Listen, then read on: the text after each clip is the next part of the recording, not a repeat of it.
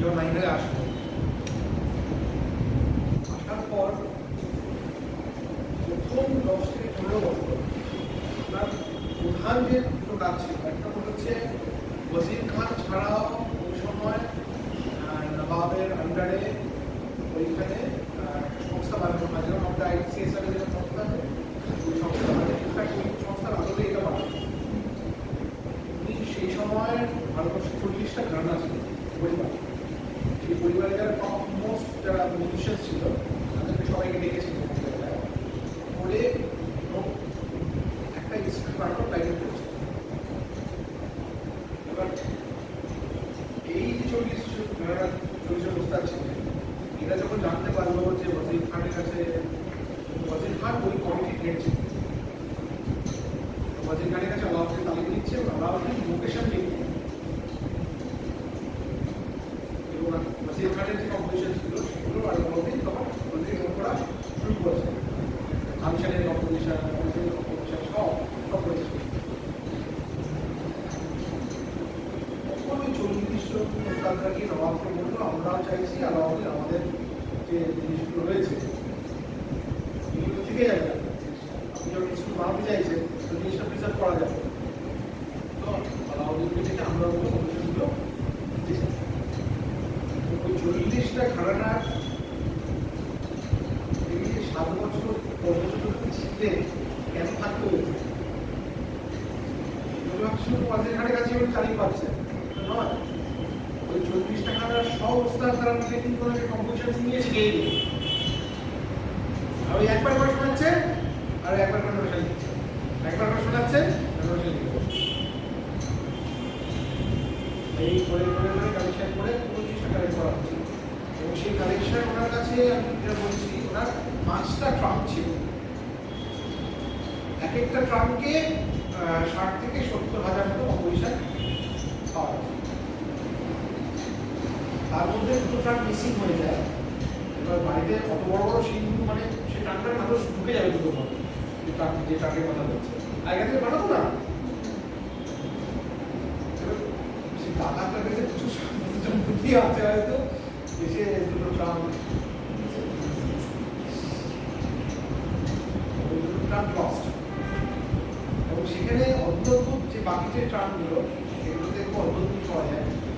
যে আমাদের ভাষায় বাজারে গেছে এপাশে ফটো লেখা বেগুন, ঝিঙে, পটল, আলু এসব লেখা আছে, পিছন দিকে করেছেন মানে বাজার করতে গেছে কিছু মাথায় আছে 90 টাকা, ওই যে ছোট ওটাও রেখে দিয়েছে আর মেন একটা খাতাতে ওটাকে ভালো করে ফ্রেশ করা লিখেছে, ওই ছোট টুকরোটাকে রেখে দিয়েছে। তো কোথাও একটা ইতিহাসকে সংরক্ষণ করার একটা ছিল। উনি রেগুলারলি মাইহার আসার পর সঙ্গীত বিজ্ঞান বলে একটা ম্যাগাজিন সেই সময়টা, যেটাতে প্রতি মাসে মাসে ওরা বেরোতো, প্রতি মাসে মাসে উনি একটা করে না না উত্তরপ্রদেশ, মধ্যপ্রদেশ হচ্ছে মাইহার, রামপুর হচ্ছে বাজারি। আর মাইহারের তো আলাদা খান চলে গেলে মানে ওনাকে নিয়ে আসা হয়েছিল দরবারে রাখার জন্য, তো ওনার খুবই পাঠিয়েছি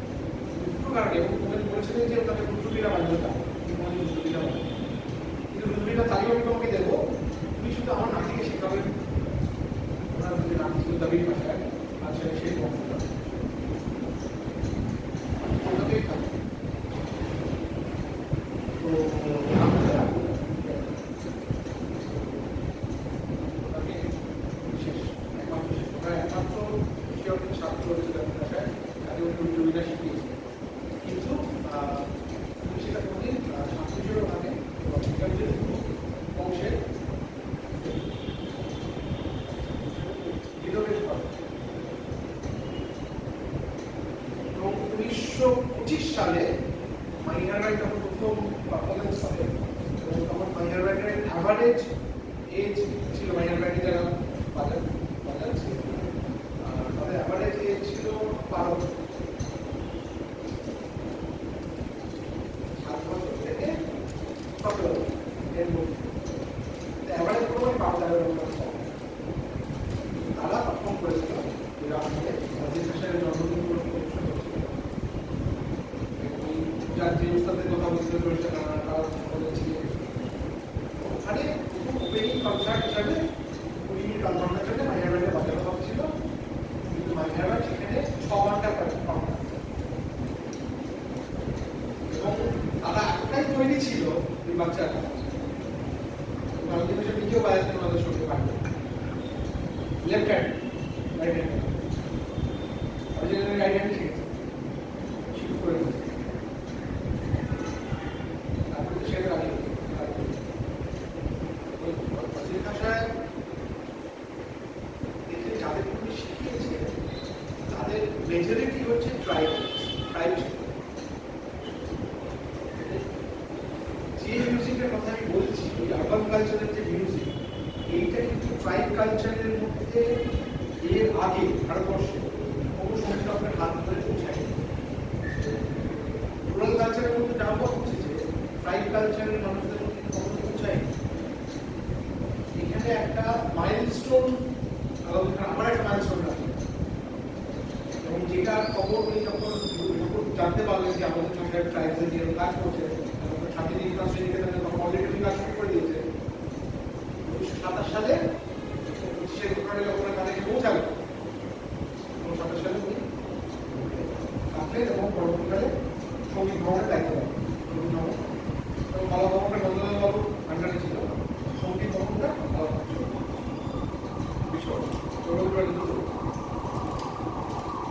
যেটা এখনো আলোচনা হিসাবে চেয়ার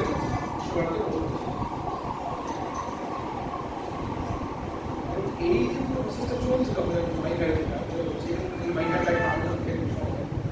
এই সময় উনি সবথেকে বেশি সমস্যা ফিল করেছিলেন যে আমাদের সঙ্গীত রয়েছে সঙ্গীতটাকে প্রেজেন্ট করার জন্য যে যন্ত্র সেগুলো ডেভেলপ সেখানে একটা উনি মনোনিবেশ উনি বললেন যে সঙ্গীতটাকে যদি সঠিকভাবে প্রেজেন্ট করতে হয় তার ইনস্ট্রুমেন্টটা তো ঠিক হতে হবে। যেমন আমার যদি গলাটা কণ্ঠটা যদি ভালো না হয় তাহলে গানটা করে ভালো লাগে।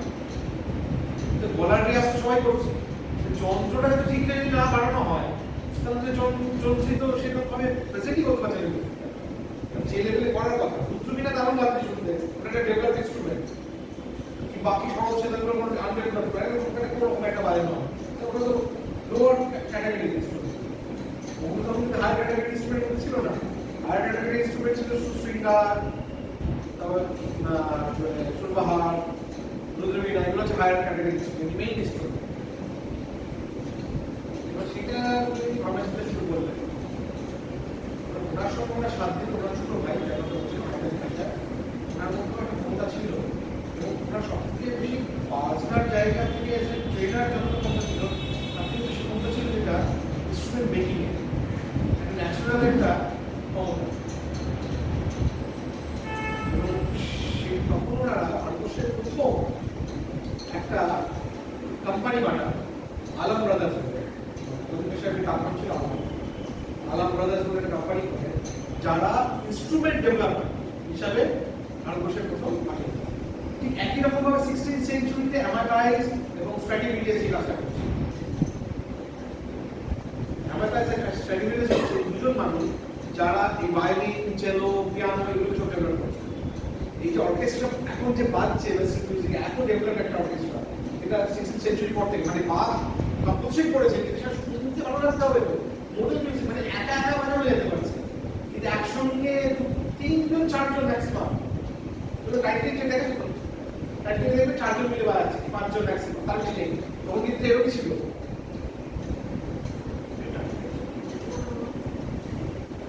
দেখিয়েছিল চেম্বার অর্কেস্ট্রা দেখা যাবে ওই যে ফরম্যাটটা তো রয়ে গেছে, ফরম্যাটটা এখন শেখানো হয় যেমন সোলো ভায়োলিন হয়, ডুয়েট ভায়োলিন হয়, কোয়ার্ড হয়, যেটাকে বলছে কোয়ার্ড ফর্ম। এক দুটো ভায়োলিন থাকবে, একটা ডাবল বাস থাকবে, একটা চেলো। ফরম্যাট হয়ে গেছে। যখন আপনি শেখাবেন সিম্ফনি অর্কেস্ট্রা বলতে স্ট্রাকচারটা এটা অ্যামাটাইজ আর স্ট্র্যাটিফিডিয়াস এই দুটো মেকার যদি না আসতো তাহলে কখনই ইনস্ট্রুমেন্টগুলোর মেজারমেন্ট মেইন যেটা ছিল প্রবলেম মেজারমেন্টগুলো ইকুয়াল ছিল দুটো বাইরে একই রকম হয় ছোট বড় হয়ে যাচ্ছে যেটা আমাদের ইনস্ট্রুমেন্টের মতো ছিল এগুলোকে সব স্ট্যান্ডার্ডাইজেশন করতে যে সরদের এই মাপের হবে ড্রাম কারা বড় হবে মাঝখানে অংশটা ছোট হবে তার অংশটা এখানে চওড়া হবে এখানটা বড় হবে এখানটা কাঠটা ছোট হবে বিভিন্ন জিনিস করা তো তার জন্য কোন কাঠটা ব্যবহার করলে সবথেকে ভালো কোন কাঠে কিভাবে খোদাই করতে হবে সেটা পুরো প্রসেসটা ঢোকার করে ডিভাইড তার জন্য কিন্তু এই যে ইনস্ট্রুমেন্টাল মিউজিকের যে একটা প্রাধান্য ভোকাল মিউজিকের থেকে বেড়ে গেল সেটা কিন্তু 1930 পরেই হচ্ছে যখন আলাম ব্রাদার্স পপুলার হয়ে যাচ্ছে মাইনার ব্যান্ডে কারণ মাইনার ব্যান্ডে ম্যাসিভ কতগুলো ইনস্ট্রুমেন্ট ওরা একসঙ্গে বাজাচ্ছে এবং যেটা ইন্ডিয়ান মিউজিশিয়ানদের কাছে একটা বিষয় ছিল কারণ ভারতীয় সঙ্গীত একা একা গান একা সেতার বাজায় একা সঙ্গ বাজায় একা গান গাবে একসঙ্গে ভারতীয় সঙ্গীত করা যায় এইটা কোনো ধারণাই ছিল ওয়েস্ট মিউজিক সেখানেও একটা আরেকটা মাইলস্টোন যেটাকে দেখে ওনার পরবর্তীটা ওনার ছাত্র তিনি বড় সেটি বড় অর্কেস্ট্রা বানাচ্ছে উদয় শঙ্কর আলাদা করে একটা অর্কেস্ট্রা টিম বানাচ্ছে এবং এই টিমটাই কিন্তু বলিউড মিউজিকে কাজ করছে ডায়নক্স করে গিয়ে বাজাচ্ছে ইনস্ট্রুমেন্টালিস্ট চাই আলাদা এবং যারা ওয়েস্টার্ন ইনস্ট্রুমেন্ট যারা ভায়োলিন চেলো বাজাচ্ছে তাদের সঙ্গে একসঙ্গে বাজাতে পারে এরকম সঙ্গীতজ্ঞ নেই মিউজিশিয়ানস নেই কোথায় আছে এখন আলাউদ্দিন খানের কাছে যাও আলাউদ্দিন খান তাদের স্টুডেন্টদের দেবেন তারা এইসব মিউজিকের সঙ্গে একসঙ্গে বাজাতে পারে কারণ আলাউদ্দিন খান তো চেলো বা ব্যাক পাইপ বলো ট্রাম্পেট সব বাজছে তার ব্যান্ড দু রকমের ব্যান্ড বানিয়েছিল একটা ছিল ওয়েস্টার্ন ইনস্ট্রুমেন্ট সেইগুলো সব ইন্ডিয়ান ব্যান্ড দিবা আর একটা ইন্ডিয়ান ইনস্ট্রুমেন্ট একটা ওয়েস্টার্ন বাজাচ্ছে পরবর্তীতে দুটো মার্চ করে দেওয়া হয়েছিল মনে দিয়ে যেটা যেটা 1925 এবং 1940 পর্যন্ত ওরা ওয়েস্টার্ন মিউজিক বানিয়েছে 1940 পর যখন ভারত আন্দোলনের ব্যাপারটা বিষয়টা আসলো এই স্বাধীনতার ব্যাপারে আলাউদ্দিন খান সাহেব ডিক্লেয়ার করলেন আমি এখন থেকে আর কোনো ওয়েস্টার্ন মিউজিক বানাবো তখন থেকে ভাইয়ের ভাই কিন্তু ওয়েস্টার্ন মিউজিক বাজানো প্লিজ বন্ধ করুন সেটা কিন্তু প্রতিবাদ ছিল একই রকম ভাবে আরেকটা প্রতিবাদ করলেন 1915 সালে এবং যেটা কমপ্লিট হয় 1919 সালে যে রিসার্চ সেন্টার এটা হলো ফার্স্ট ওয়ার্ল্ড ওয়ারটা শুরু করলো 14 উনি মাইহারে বসে বন্ধুকে নল কেটে কেটে একটা যন্ত্র বানাতে নল তখন বন্ধুকে নল কেটে কেটে বসে তার মা বুঝতে পারছি একটা বন্ধুকে নল থেকে শুরুবার করছে তখনকার ব্রিটিশের খুব বড় বড় দাদা বন্ধু তো বড় বড় ওই নল কেটে কেটে সেটাকে বসিয়ে একটা ফ্রেমের মধ্যে ওখান হাত দিয়ে বাড়িতে বৃষ্টি আসবে তো যখন উনি মারা যান 1972 সালে চায়না গভর্নমেন্ট থেকে রেডিওতে রিলে হয় যেটা বলা হয় পৃথিবীতে যে বন্ধুকে নদীর ক্ষমতার করা হয়েছে তোমরা ডিক্লেয়ার করতে সেই বন্ধুকে নল থেকে শুরু বার করেছিলেন যে ব্যক্তি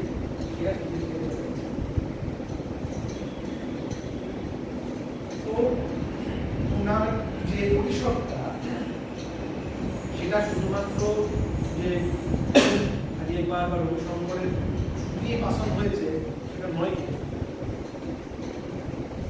তখনকার দিনে আমি অনেকগুলো দিল্লিতে যাওয়ার তথ্য পেলাম এরকম ব্যাপার সঙ্গীত নাটক একাডেমি তৈরি করা হচ্ছে আলাউদ্দিন খানকে সঙ্গীত নাটক একাডেমি দেওয়া হয় সঙ্গীত নাটক একাডেমি কোনো লোগো নেই আলাউদ্দিন খানের একটা হাতে লেখা চিঠি ঠিক আছে মানে আমি সম্মতি হইলাম সেটাও হাতে লিখছি হাতে লেখা চিঠি সঙ্গীত নাটক একাডেমির লেখা এবং সঙ্গীত রত্নবাদী যেটা ফেলোশিপ সেটা সেটাও কিন্তু আলাউদ্দিন খাসিমকে দেওয়া হবে বলে তৈরি করা। He is the first person যাকে প্রথম দেওয়া হবে ভারতবর্ষে। কারণ যে অ্যাপ্রোচ অফ পুরো যে ভারতবর্ষের মধ্যে যে যে ভারতবর্ষকে নেহরু ভাবছেন, যে ভারতবর্ষকে গান্ধী ভাবছেন বা নেতাজি ভাবছেন, সে একই পুরস্কার নিয়ে একই ভাবনা নিয়ে তো পুরো সেভাবে ভাবছেন ভারতবর্ষটাকে। উনি তো হ্যাঁ উনি কিছু ওপর নিয়ে যা কিছু ভাবছেন না। তো উনি যে স্টাইল অফ মিউজিকটাকে প্রেজেন্ট করছেন, সেই মিউজিকটা ফিল্মে কাজে লাগছে, থিয়েটারে কাজে লাগছে, পিওর ক্লাসিক্যাল মিউজিকের কাজে লাগছে, অর্কেস্ট্রালে কাজে লাগছে। আপনি অন্য আর্ট ফর্মের মধ্যে কিছু ব্যবহার করতে চান, করতে পারেন, সব রকম আপনি ইউটিলাইজ করতে পারেন। খালি উনি কি বলছেন, ওই যে রিচুয়ালস যেটা ছিল ওইটাকে জাস্ট উনি বলছেন ওটাকে মেনটেন করুন। বলছে ওটাকে যদি শুধু রিচুয়ালসটাকে বাদ দিয়ে তুমি চর্চা করো, তাহলে যেটা হবে ওটা শুধু এন্টারটেনমেন্ট হয়ে যাবে। কিন্তু যদি রিচুয়ালসের মধ্যে ঢোকো, তাহলে ওটা একটা স্পিরিচুয়ালিটি জায়গা তোমাকে করতে হবে।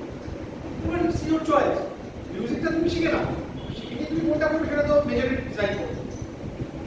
উনি পার্সোনালি কিন্তু এটাও বলতেন, অন্নপূর্ণাকে শেখাচ্ছেন যখন অন্নপূর্ণা সবাই তো একরকম না মানসিকতা। অন্নপূর্ণা নেই বলছেন বা বাবাকে ওইটাই শিখতে বিশ্বর পাত্রে শিখেছেন। আজ এরকম সময় বলছেন আমরা এন্টারটেইনিং পার্টটাও শিখতে চাই স্পিরিচুয়ালিটির সঙ্গে সঙ্গে। কারণ আমাদের তো মানুষের কাছে বাড়াতে হবে।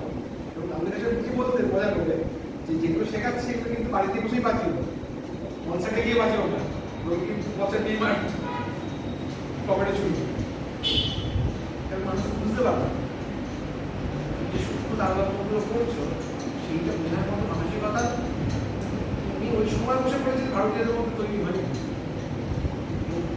সেটার জন্য উনি একটা মানে উদ্যোগ নিয়েছিলেন এবং সেটা পেছনে ওনার প্রথম শিষ্য রাজা বীরেন্দ্র সিং, মাঝের রাজা ছিলেন। কিন্তু রাজার দরবারে রাজা উল্টে রাজা ওনার শিষ্য হয়ে গেছে। ওনার বাড়ির যে পুঁথি ছিল সেখানেই রাজা শিখতে আসে। পরবর্তীকালে উনি বুঝতে পারতেন তাদের অসুবিধা হয়, তখন বললেন ঠিক আছে আপনি আমাকে বাড়ি দিচ্ছেন।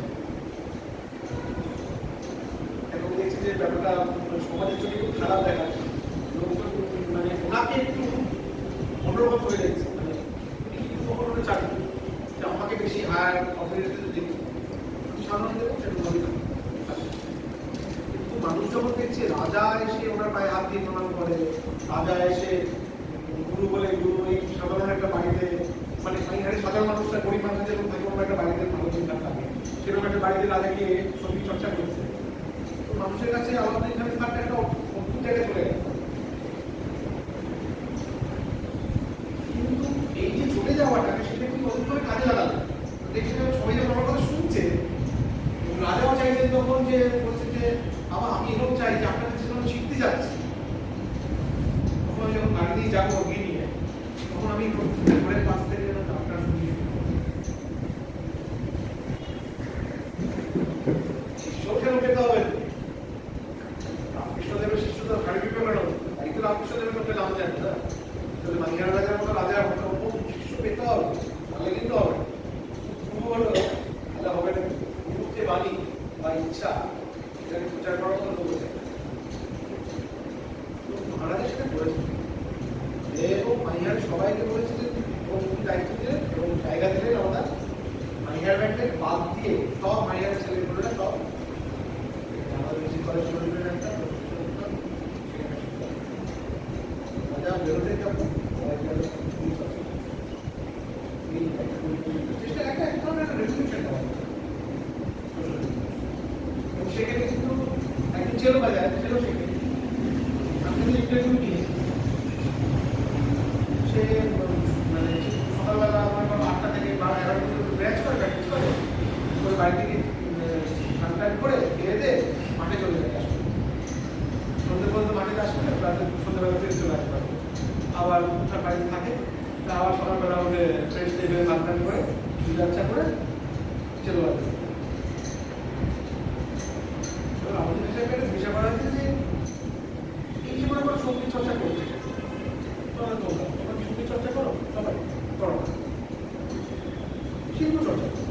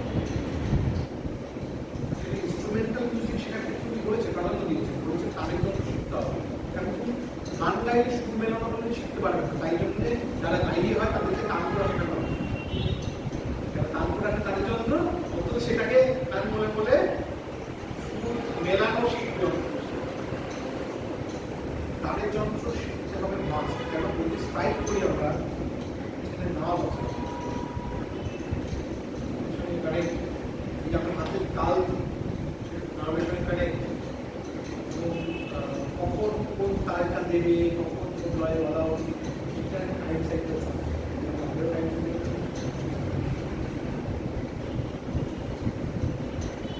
বিষয়টা রিচুয়ালসের মতো, মানে প্রত্যেকটা জিনিস প্রতিদিনের সঙ্গে প্যারামিটার করে বাড়ানো আছে। ওটা তো ওই প্রসেসটার মধ্যে থেকে তৈরি হয়েছে। আলাদা করে হঠাৎ করে এগিয়ে নেবো বলে না এই চলা খাবো না, এরকম তো হয়নি। অদ্ভুত ভাবে বলছি, আগে শাস্ত্র লেখা হচ্ছে, তারপর কিন্তু সেটা ইমপ্লিমেন্ট হচ্ছে। ট্রাইবাল মিউজিকের মতো নয়, বা রুরাল মিউজিকের মতো নয়।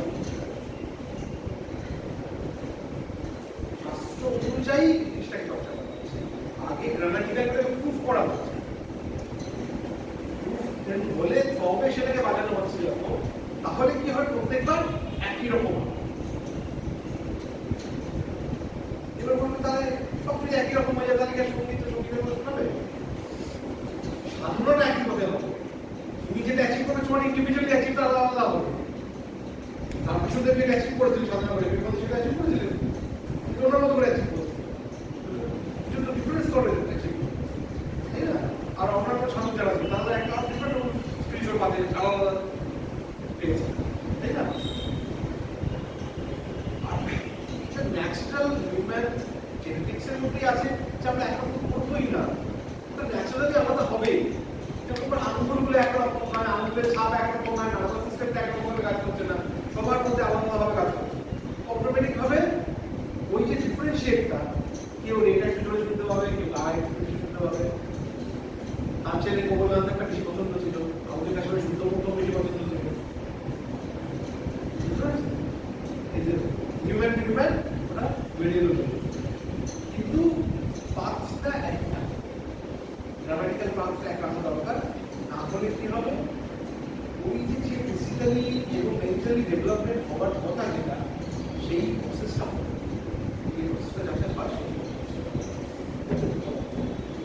তাই জন্য একটা স্ট্রিং ইনস্ট্রুমেন্ট সবাই বলতে একদম একটা স্ট্রিং ইনস্ট্রুমেন্ট প্রফেশনাল হওয়া যাবে। প্রফেশনাল হবে কি হবে না পড়াশোনা কেন করে প্রফেশনাল হওয়া যাবে, সেটা মানুষ ভুলে যাচ্ছে। প্রফেশনাল হওয়া যাবে কোনো মানুষ ছোটবেলা থেকে পড়াশোনা করছে আজকাল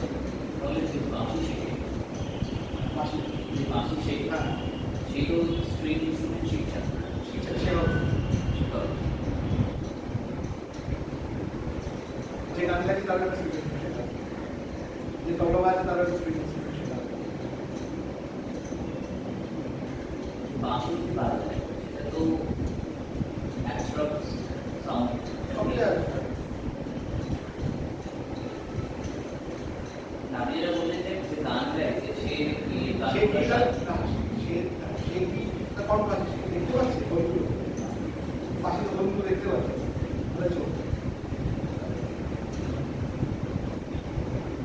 তাই না? পার্থক্যটা সে পারবে না। বাঁশি যে শিখছে সে কেন স্ট্রিংটা শিখবে, আর যে স্ট্রিংটা শিখছে সুর বেরোনো শেখার জন্য, যে বাঁশি শিখছে সে বাঁশি বানাতে জানে না, বানাতে জানে কেন জানে না, সে মেজারমেন্ট একটু বুঝতে পারে, যদি বলছিল আমার ডিস্টেন্সে বানাতে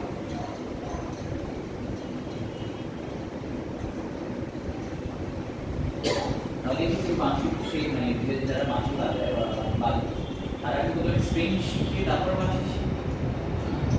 কার নম্বরটা বলো, আমি ছিলাম একটা নাম বলো। উনি বাঁশি বাজাতে বাঁশি শিখেছেন, সেখানে আমার বুঝলেন ওটা হচ্ছে না, অন্নপূর্ণা দেবীরা শিখতে তিনি কি বাজার সুবাহার সুবাহার আলাদা ভাষার মেয়ে,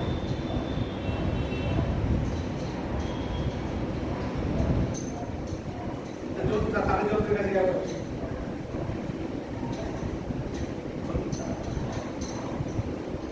পান্নালাল ঘোষ, ওনারও আছে, মানে প্রথম ভারতবর্ষে ক্লাসিক্যাল বাঁশি বাজাচ্ছেন শাস্ত্রীয়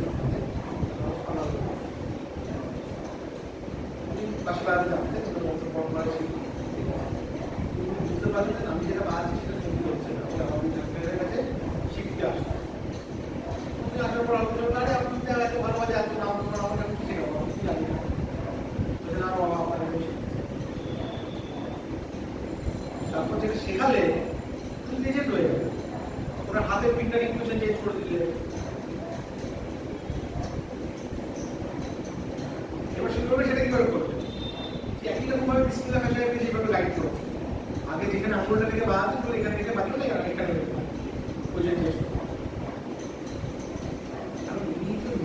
যতটা যন্ত্র বাজিয়েছে, যে ফিজিক্যালি যতগুলো যন্ত্র বাজিয়েছে, সে জানি ওই টেকনিকটা কিভাবে অ্যাপ্লাই করবে। কোন যন্ত্রের টেকনিকটা কোথায় অ্যাপ্লাই করলে ওই যে বাড়ি যে বাড়িগুলো বাজাতে চাইছে আমি, সেটা ওখানে অ্যাপ্লিকেবল হবে। মেথড ডেভেলপমেন্ট করা, এটা কিন্তু এটা আসলে গ্রামারের সম্পর্ক, এটা আসলে প্র্যাকটিক্যালি বাজানোর কোনো সম্পর্ক নেই। ও যে যন্ত্রটা বাজায়, ওয়েস্টার্ন ক্লাসিক্যাল গিটার বাজায় না, আমি কি ওয়েস্টার্ন ক্লাসিক্যাল গিটার বাজাতে পারি? আমি সেটা কি করবো? ফিঙ্গার টেকনিক থেকে শুরু করে রাইট হ্যান্ড কিভাবে ধরবে না ধরবে, কোন ফিঙ্গারটা কোথায় রাখবে, কিভাবে স্লাইড করবে, সব ঠিক আছে না? কি হয়ে যাবে?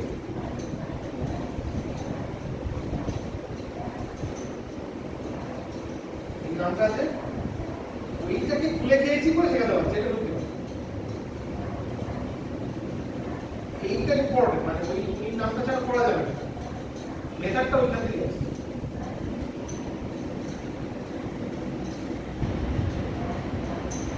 মানে অন্য কোনো রেফারেন্স নেই, কেন নেই বাকি কেন করেনি তার তো আমি জানি না, সেটা কারণে আমি বুঝতেই পারি, সেটা পৃষ্ঠপোষকতাটা একটা বড় বিষয়। উনি যেটা অস্বীকার করেছেন, রাজা আমাকে অর্থ দিতে চেয়েছেন, উনি দেন। তারপর ওখানে যে মন্দিরে যেতেন, ওই মন্দিরের জমি ছিল, সেই জমি ওনাকে দান করা হয়, বলা হয় যে আপনি জমি চাষ করুন, নিয়ে জমি চাষ করে। তো উনি এত বড় জমি নিয়ে জমি চাষ করে দিতেন।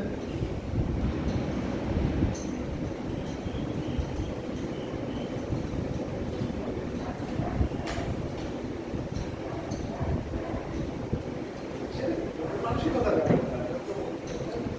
বিশ্বের মধ্যে আমরা যে ঠিক ওনার পরের জেনারেশনকে যেমন দেখি, অন্যরকম স্টারের মতো রবিশঙ্কর বা লেখক হিসেবে গিয়েছিল, গিয়েছিল ওরা কি চাষে গেছে, চাষ করতে গেছে, বাবা কিন্তু চাষ করতে গেছে, 11টা পর্যন্ত শিখিয়েছে, চাষ করতে চলে যাচ্ছে, 3-4 ঘন্টা জমিতে কাটিয়ে আসছে। পরবর্তীকালে বয়স হয়ে গেছিল যখন ছাত্ররা করবো বা তাও যে ফিজিক্যালি এবং দেখার মধ্যে কি একদিন ওনার বাড়ির পাশে একটা মাঠ আছে, তার পাশে জেলখানায় একজন বসে বসে বাজাতেন, মাঝখানে মাঠ, পুরো আওয়াজটা জেলখানার মধ্যে চলে যেত। এক ভয়ের দিন, আগের দিন যে রাগটা উনি বাজাচ্ছিলেন, ওই সুরটাকে নিয়ে একটা গান বানিয়ে সে গান গাচ্ছে, বলছে গানের লিরিক্স হচ্ছে এরকম, আর স্টান করতে হেঁটে আসছে, উনি জানতেন উনি হেঁটে আসছে, সর্বজনই করছে, কিন্তু সে কনসাসলি করছে। राजा थोड़ी कभी मुझसे भरा ना जाए, ऐसे ऊंची ऊंची सीढ़ी मुझसे चला ना जाए।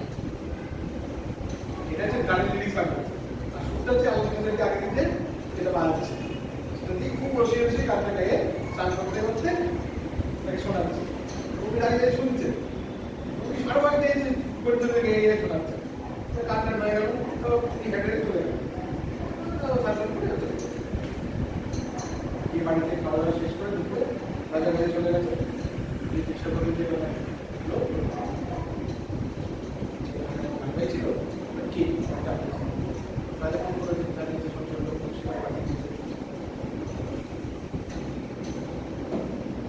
জানা গেল তার নাম হচ্ছে চুনরেলাল। সে 3 জনকে হত্যা করেছে, তার মধ্যে তার একটা পরিবারের মতো আছে, সে টেপা তার ফাঁসি হয়ে গেছে।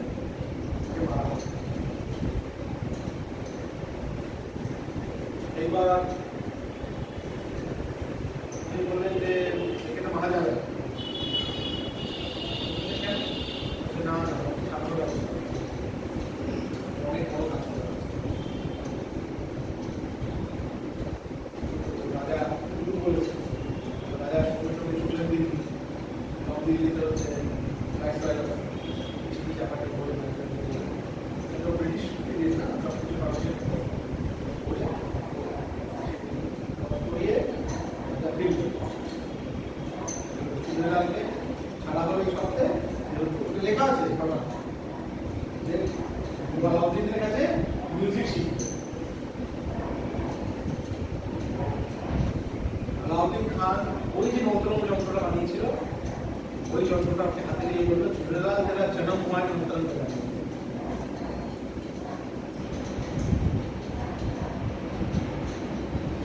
সেই ঝুলেলালজি আলাউদ্দিন খান সাহেব মারা যাওয়ার পর মাইহার ব্যান্ডের ব্যান্ড মাস্টার একটু আগে উনি ওনার কথা বলছিলেন উনি লিপিটি করেছেন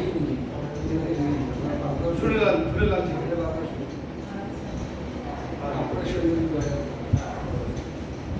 তো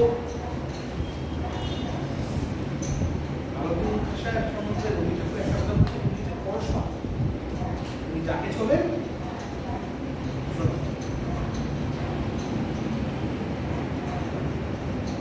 সেই একটা স্পেশাল ক্ষমতা ছিল না মানে এটা অস্বীকার করার নেই সেটা ওনার সাধনা বলো ওনার এত মানুষের কাছ থেকে জ্ঞান অর্জন করা বা জীবন চর্চা কি থেকে এসছে আমরা কেউ জানি না